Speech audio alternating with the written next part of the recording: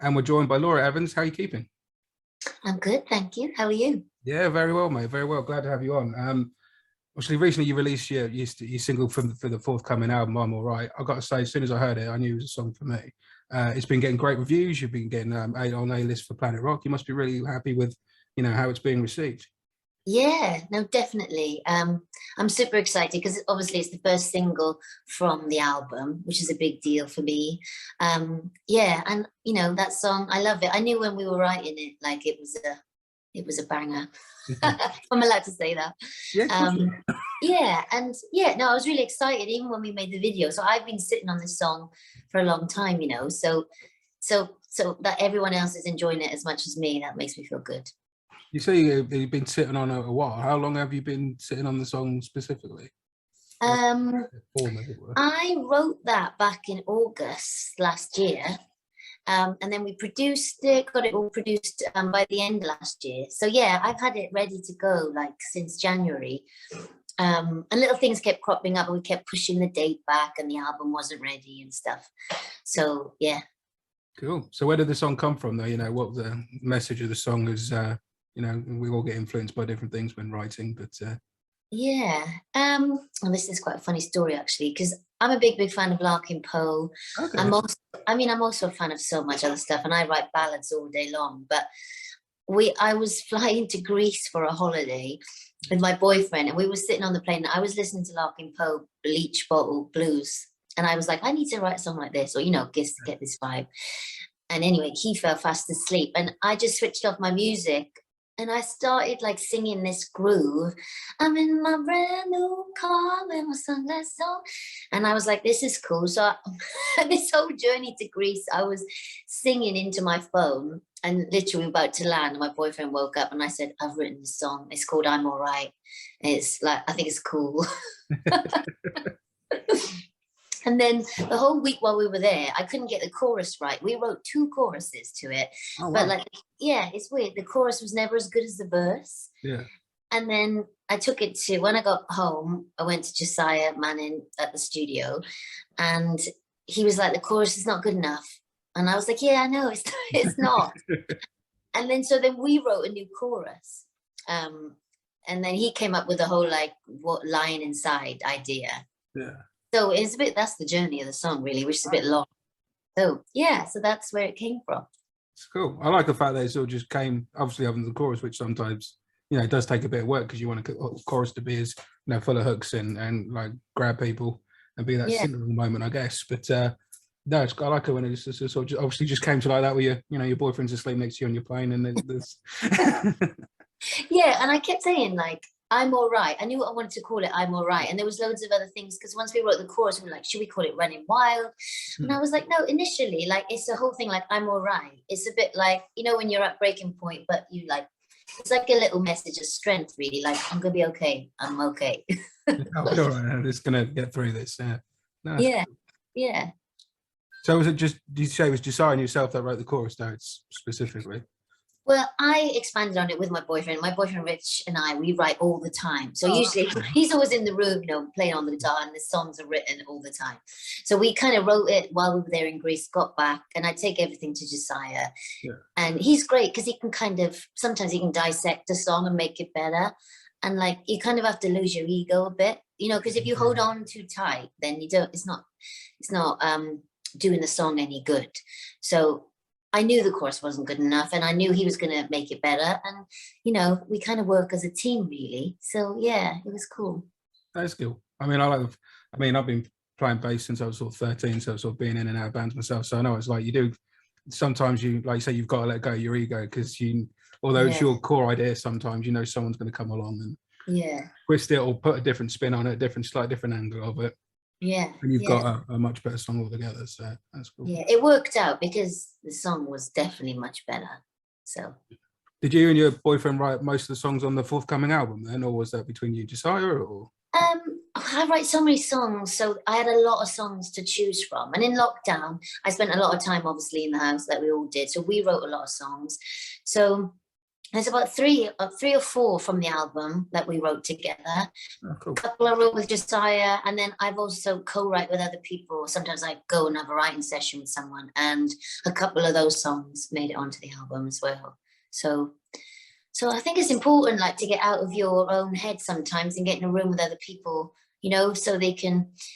I think so. It shows a different light on things, doesn't it? It gives you a bit different perspective on stuff. So yeah. So yeah, I'm really happy with all the songs on the album because they're all a bit different. Oh, I lost you then. Sorry. Right. Yeah, no, I'm happy. I feel like they've all got a little something about them that's a bit different. That's cool. So, is other than I'm All Right, are you releasing any more singles before State of Mind's announced, or? Yeah, I'm releasing 2 more singles before State of Mind. The next one is going to be out middle of May. And that's like my favorite. It's funny because that's my favorite song on the whole album, the next single. What one is it? I mean, I've got the title, I've got the track list up here from what. Oh, you have? Yeah, it's Fire with Fire. Oh, okay, cool. Which is kind of the least rocky, really. But it's my personal favorite song. Like from like, I guess, I don't know. It's just, I sang it live for the first time last night, and I don't know, I just love it. Just felt you had more of a connection with it than you did any others, I guess. Did you? Or? Yeah, it's just, I don't know, but maybe because I wrote it in lockdown, and there's a lot of stuff going on at the time. We're all a bit, you know, down and out, and I don't know. Just I'm glad I'm singing it live and we're back, kind of thing. I bet it's been nice to go, like we were talking before we sort of hit record on this, but obviously you started off your live shows. It was about last night from the photos I saw online, that like a really cool gig. Yeah, it was a really cool gig. Yeah, it was awesome. It was like a little listening party because it was the first show and everyone was really intently listening. So it felt like a really good first night of the tour, because some venues are different, you know, we'll really rock out and I won't talk much, but for some reason last night I felt the need to tell people about the songs and they were like into it and they wanted to know. So it was nice. That's cool though. Like they say, when you've got people's attention like that and they're wanting to hear the stories behind the songs. That sounds like it was a good show. Yeah, and you managed to get your rollers out of your hair, I see. You're not seeing me at my best, really. Mate, you look far better than I do, so don't worry about it. All right. I've come in from work and jumped on here, so you got. I did myself up for this interview because I was like, oh, I'm a bit tired. You're allowed to be tired. You did a gig last night. Yeah, exactly. So so you got, let's try and look at the dates here now. You got the next one up in a couple of weeks' time, haven't you? The Patriot, is that next one? Yeah, I've got a big hometown gig next week at the Patriot. And then we head to Blackpool and Birmingham and Leicestershire. Yeah, and I've got lots of exciting new news coming out next week, which will be on my socials, which I can't talk about yet, but there'll be a lot more shows coming up. Oh, sweet. Well, I look forward to seeing that. And obviously by the time we get around to airing this, I'm sure that news will be public. So we'll put the links up so people can come see. I mean, I'm looking forward to come see. If there's not a date closer, I'm hoping to come down to the London at the Grace in London, which you're playing in. Is it 1st of May you're playing there? Yeah, 1st of May, yeah. Ah, sweet. So we're talking about the album, obviously. So when's the album out again? It's the 1st of July, isn't it? 1st of July, yeah. But you can pre-order it now, and you get one gratification track actually if you pre-order it online.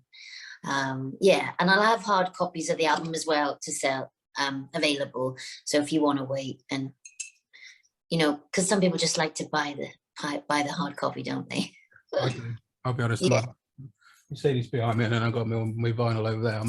I'm old school. Yeah. I like physical. When it comes to music, if I'm just exploring an artist, you know, if it's someone some say go check out, I might not necessarily buy the thing immediately, but if it's something that grabs me, then yeah, definitely one for more of hard copies. So. Yeah. So that'll be available from 1st of July as well. Oh, nice. So obviously we were talking about the single earlier. Great video, by the way. Love the video for Armour Alpha. That was cool. But mind you, I say I play bass and I'm a bit of an orange man, so. Yeah, we were so lucky that we managed to get them to support us on the video, and they just gave us like a bunch of orange amps. So it was really cool and fun. And then I was like, I'm going to wear an orange t-shirt. So we went all out. Yeah, why not? With that like MTV kind of look, which I don't know, I thought was cool, because you never know if it's going to work with a video. Like you never really know how it's going to come out. But Chris Barris did a great job on that.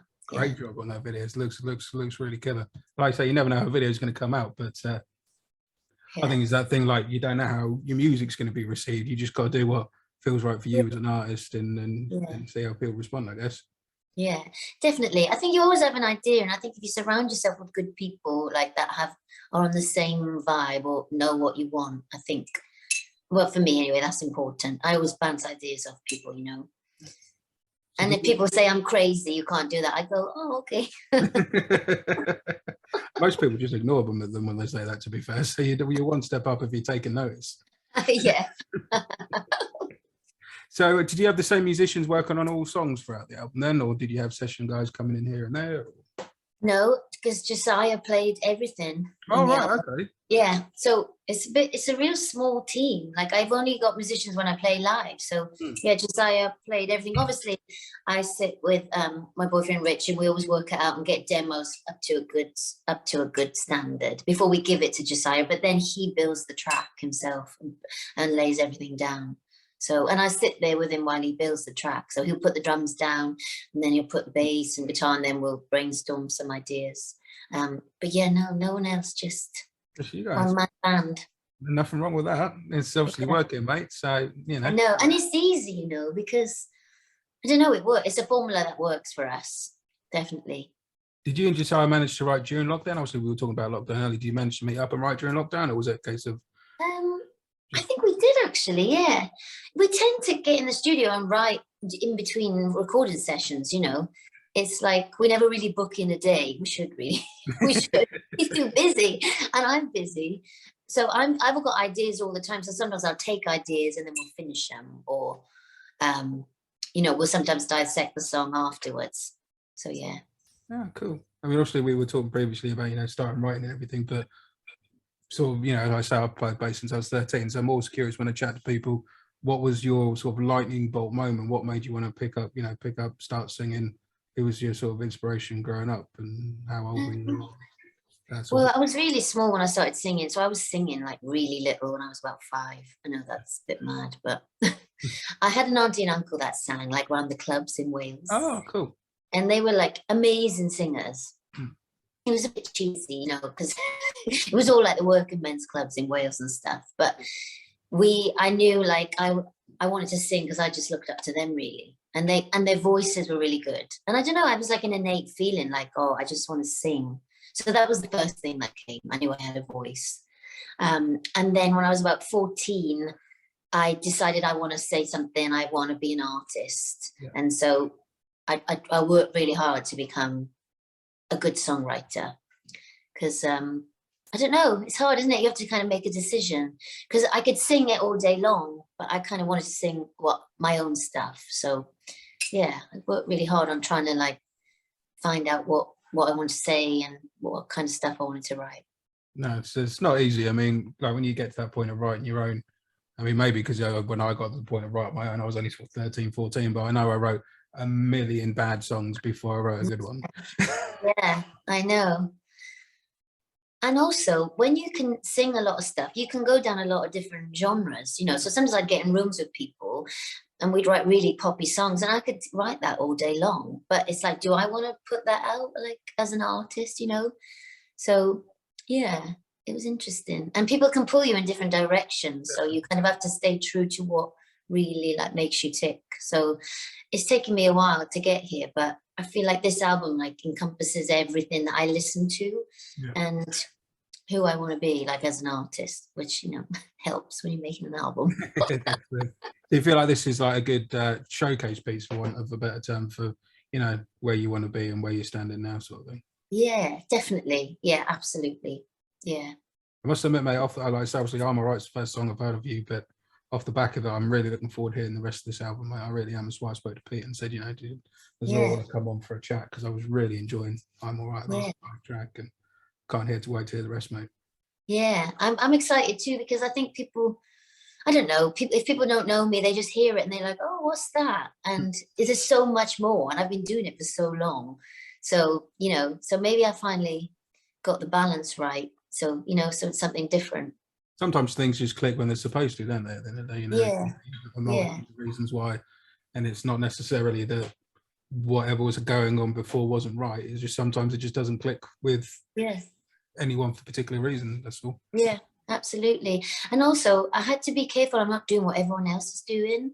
Yeah. You know, so if I'm going to write a certain way, I'm like, well, if that's the way I write, then it should stand out. You know. This is it. I think it's like anything, isn't it? I think if you're writing true to yourself and not trying to mimic anyone or follow a certain trend, I think, I mean, you can fit a trend naturally because that's the sort of style you write, or whatever it might be. But yeah, I think as long as you're writing from the heart, I think that always showcases more than someone who's trying to follow a particular pattern as such. yeah, No matter how good, because you can formulate a song and it can sound good, but it loses that soul and that little bit of magic, which I think when I heard I'm All Right, that was the first thing I know. Like, when that guitar lick kicked in, it's just full of soul, full of swagger, and I was like, prick my ears up, you know. That's what I love, music full of soul. You can have soul in rock, you said. Yeah, that's how I heard it in my head when I was on the plane, Lee. But translated then, mate. I was like, oh, it's like it fell out of the sky. Yeah, we certainly have. There are certainly moments when you're writing that it certainly feels like that. I know I've had similar experiences where you think, I'm not sure I wrote this. I know, that's spooky. Actually, I get that all the time. Yeah. Yeah. So have a good song, so I'm sure the album's packed full of them, mate. Yeah. So what does the rest of the year hold out for you then, mate? You know, what you got planned for the rest of the year? I know certain things you can't mention, but yeah, well, obviously the singles are going to come out, and then the album will be out, and then there's loads of touring. There'll be lots of dates in May and October. And I'm just looking forward to kind of playing the album live, you know, and touring it. And because obviously only one song is out in the world at the minute, and there's a lot more to come. Yeah, I just can't wait to play live, really. That's where I get the buzz the most. And we've had so long where I've been just in the studio recording, and everything's been online. So I just can't wait to get out and rock out. Yeah. Did you do any online shows during lockdown and all that? I did a couple. Yeah. How was that? I wasn't one of those people that did it every week, but I did do a couple. Yeah. I mean, look, it was hard for some people, wasn't it? It was, weird, you know, it was it all or nothing. So I tried to keep a balance of, you know, not doing it every week, but I did one or two just to kind of How did you find doing them when you were doing them? Just weird or? A bit weird, yeah, but I think it's something you get used to. And I mean, I like the way, you know, you can kind of light the room and get it all ready, but it's you don't get nothing back. That's really hard when you first start doing them, to get nothing back. And I'm best in my element in a room where people in the moment, like that's kind of where people can't you there when you're, like say, when you're in a room with someone, you can feed off that energy and get that. Yeah. So there's something about walking on stage and being in a live room. You act different, you sing different. Just being in my house is weird. I mean, I did it and it was fine, but it's not for me, I don't think. Is that where you think you showcase your best side of yourself then when you're performing live? Yeah, absolutely. Because I track different to how I sing live. I sing the same, but it sounds different. I think all voices are like that. People sound a bit different on the record. Oh yeah, I think so. I mean, and I think that for me, I've always been my favorite artists anyway. I've always been one that, you know, records I like and love even, but like you say, live, there's just that couple of steps up the ladder, so to speak. Yeah, and you know, I can do different riffs when I'm singing live. Sometimes I don't know which way I'm going to go, so you get to hear new stuff like live. Yeah.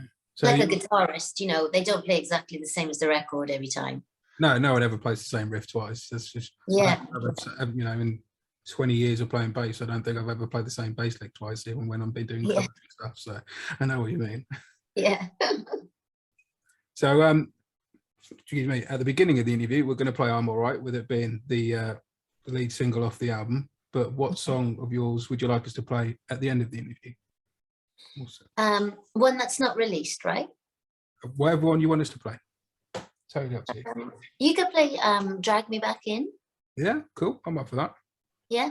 Yeah, we'll play that. Thanks for your time, Laura. It's been great chatting to you, mate. Yeah, thank you. No problem, mate. Cheers. And I might see you at a live show. Let me know which one you're coming to. Yeah, I'll drop you a message. We'll have a drink or something. Yeah. Okay. Cheers, Lee. Thanks, mate.